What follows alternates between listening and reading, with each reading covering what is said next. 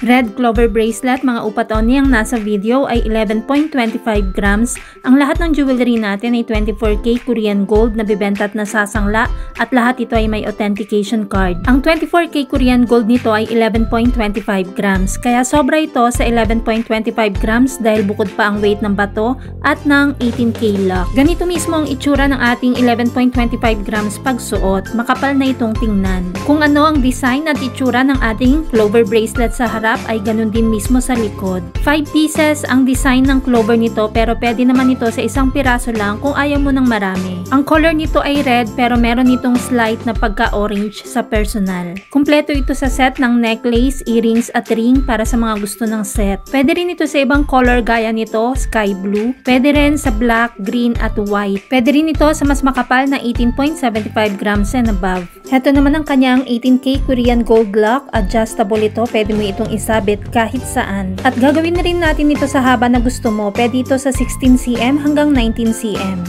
Ang rate ng gold ay nagbabago everyday kaya hindi natin nilalagay ang price sa video. Kung gustong malaman ng updated price, mag-inbox kay Michelle Yu sa Facebook or follow Mabenta Kay R Jewelry sa YouTube or TikTok channel.